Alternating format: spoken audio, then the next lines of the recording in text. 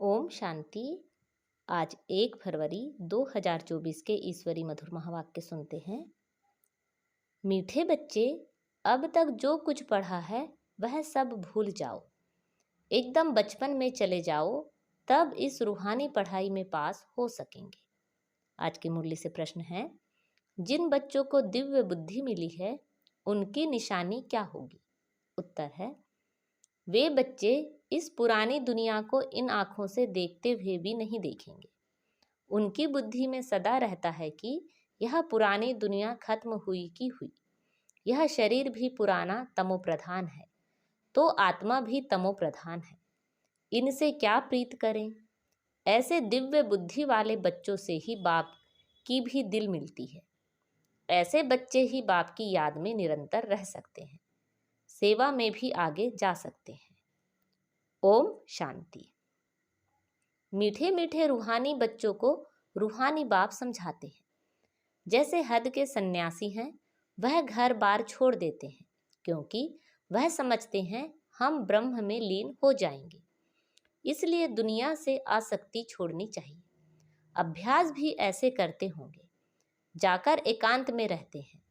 वह है हठ योगी तत्वज्ञानी। समझते हैं ब्रह्म में लीन हो जाएंगे, इसलिए ममत्व मिटाने के लिए घर बार को छोड़ देते हैं। वैराग्य आ जाता है, परंतु फट से ममत्व नहीं मिटता। स्त्री बच्चे आदि याद आते रहते हैं। यहाँ तो तुमको ज्ञान की बुद्धि से सब कुछ भुलाना होता है। कोई भी चीज जल्दी नहीं भूलती। अभी तुम यह बेहद का संन्यास करते हो। याद तो सब सन्यासियों को भी रहती है, परंतु बुद्धि से समझते हैं हमको ब्रह्म में लीन होना है, इसलिए हमको देह भान नहीं रखना है। वह है हठ योग मार्ग।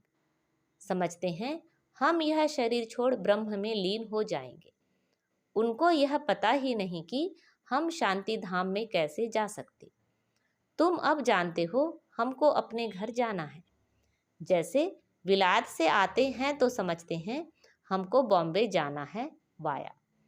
अभी तुम बच्चों को भी पक्का निश्चय है। बहुत कहते हैं इनकी पवित्रता अच्छी है, ज्ञान अच्छा है, संस्था अच्छी है, माताएं मेहनत अच्छी करती हैं क्योंकि अथक हो समझाती हैं, अपना तन मन धन लगाती हैं, इसलिए अच्छी लगती हैं। परंतु हम भी ऐसा अभ्यास करें, यह ख्याल भी नहीं आएगा।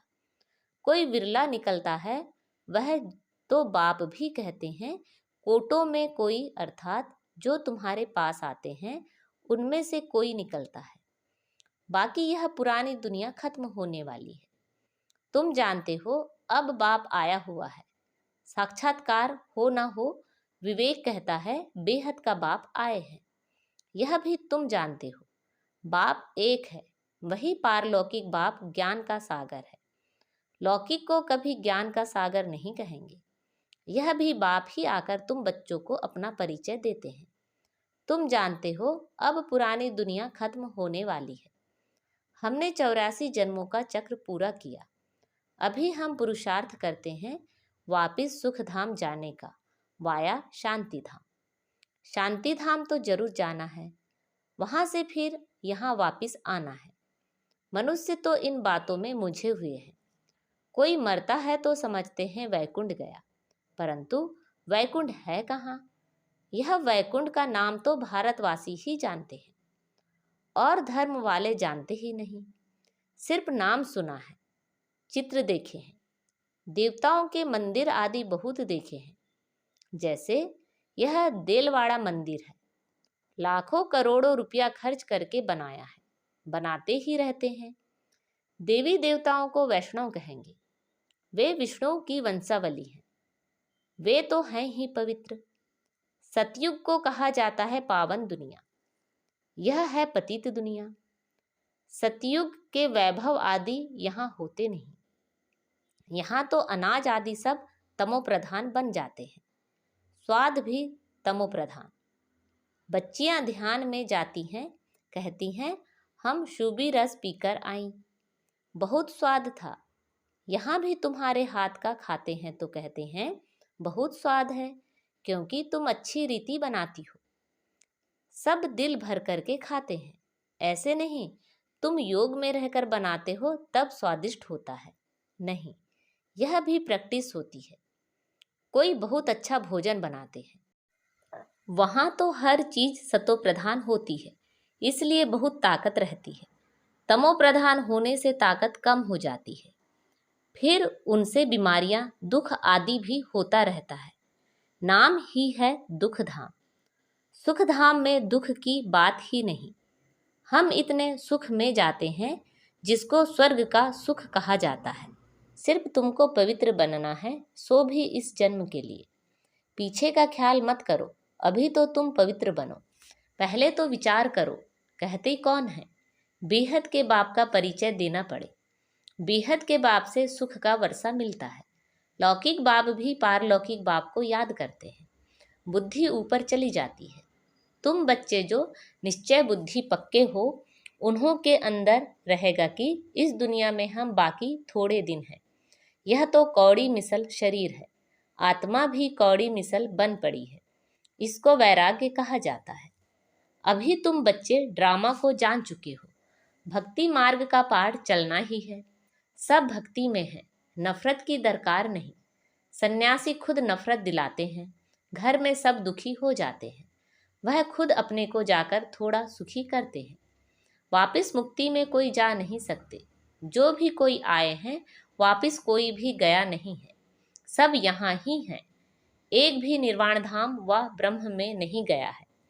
वह समझते हैं फलाना ब्रह्म में लीन हो गया। यह सब भक्ति मार्ग के शास्त्रों में है। बाप कहते हैं इन शास्त्रों आदि में जो कुछ है सब भक्ति मार्ग है। तुम बच्चों को अभी ज्ञान मिल रहा है, इसलिए तुम्हें कुछ भी पढ़ने की दरकार नहीं है। परंतु कोई कोई ऐसे हैं जिनमें फिर नॉवेल्स आदि पढ़ने की आदत है। ज्ञान तो पूरा है नहीं, उन्हें कहा जाता है कुक्कड़ ज्ञानी। रात को नॉवेल पढ़कर नींद करते हैं तो उनकी गति क्या होगी? यहाँ तो बाप कहते हैं जो कुछ पढ़े हो सब भूल जाओ, इस रूहानी पढ़ाई में लग जाओ। यह तो भगवान पढ़ाते हैं जिससे तुम देवता बन जाएंगे 21 जन्मों के लिए। बाकी जो कुछ पढ़े हो वह सब भुलाना पड़े। एकदम बचपन में चले जाओ, अपने को आत्मा समझो। भल इन आँखों से देखते हो, परंतु देखते भी नहीं देखो। तुम्हें दिव्य दृष्टि, दिव्य बुद्धि मिली है तो समझते हो यह सारी पुरानी दुनिया है, यह खत्म हो जानी है। यह सब कब्रिस्तानी है, उनसे क्या दिल लगाएंगे? अभी परिस्तानी बनना है। तुम अब कब्रिस्तान और परिस्तान के बीच में बैठे हो। परिस्तान अभी बन रहा है, अभी बैठे हैं पुरानी दुनिया में, परंतु बीच में बुद्धि का योग वहां चला गया है। तुम पुरुषार्थ ही नई दुनिया के लिए कर रहे हो। अभी बीच में बैठे हो पुरुषोत्तम बनने के लिए। इस पुरुषोत्तम संगम युग का भी किसी को पता नहीं है। पुरुषोत्तम मास, पुरुषोत्तम वर्ष का भी अर्थ नहीं समझते। पुरुषोत्तम संगम युग को टाइम बहुत थोड़ा मिला हुआ है। देरी से यूनिवर्सिटी में आएंगे तो बहुत मेहनत करनी पड़ेगी। याद बहुत मुश्किल ठहरती है, माया विघ्न डालती रहती है। तो बाप समझाते हैं यह पुरानी दुनिया खत्म होने वाली है। बाप भल यहाँ बैठे हैं, देखते हैं, परंतु बुद्धि में है यह सब खत्म होने वाला है, कुछ भी रहेगा नहीं। यह तो पुरानी दुनिया है, इनसे वैराग्य हो जाता है। शरीरधारी भी सब पुराने हैं। शरीर पुराना तमो प्रधान है तो आत्मा भी तमो प्रधान है। ऐसी चीज को हम देखकर क्या करें? यह तो कुछ भी रहना नहीं है, उनसे प्रीत नहीं। बच्चों में भी बाप की दिल उनसे लगती है जो बाप को अच्छी रीति याद करते हैं और सर्विस करते हैं।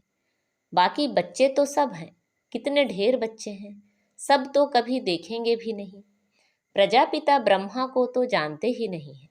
प्रजापिता ब्रह्मा का नाम तो सुना है, परंतु उनसे क्या मिलता है यह कुछ भी पता नहीं है। ब्रह्मा का मंदिर है, दाढ़ी वाला दिखाया है, परंतु उनको कोई याद नहीं करता है, क्योंकि उनसे वर्षा मिलना नहीं है। आत्माओं को वर्षा मिलता है एक लौकिक बाप से, दूसरा पारलौकिक बाप से। प्रजापिता ब्रह्मा को तो कोई जानते ही नहीं। यह है वंडरफुल।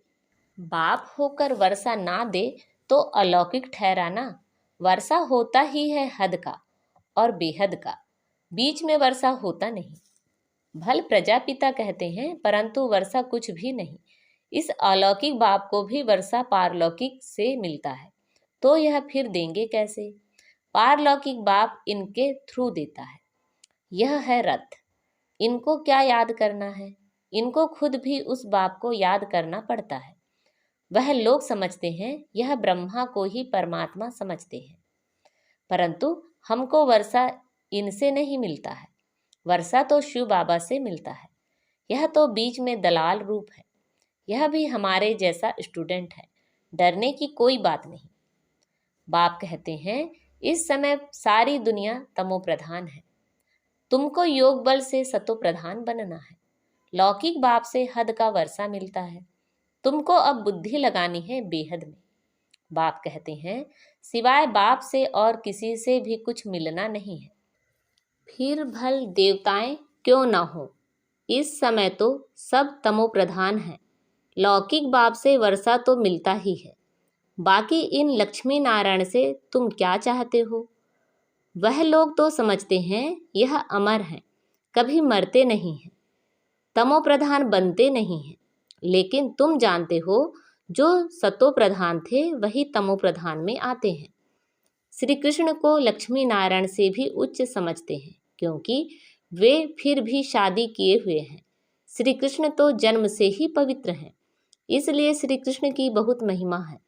झूला भी श्री कृष्ण को झुलाते हैं, जयंती भी श्री कृष्ण की मनाते हैं। लक्ष्मी नारायण की क्यों नहीं मनाते हैं? ज्ञान ना होने के कारण श्री कृष्ण को द्वापर में ले गए हैं।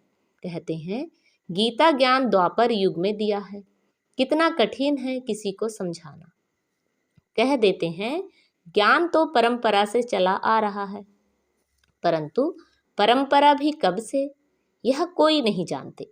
पूजा कब से शुरू हुई, यह भी नहीं जानते हैं। इसलिए कह देते, रचता और सृष्टि के आदि मध्य अंत को नहीं जानते हैं।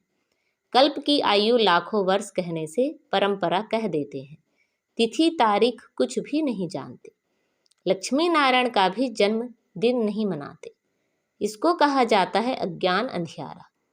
तुम्हारे में भी कोई यथार्थ रीति इन बातों को जानते नहीं। तब तो कहा जाता है महारथी, घोड़े सवार और प्यादे। गज को ग्राह ने खाया।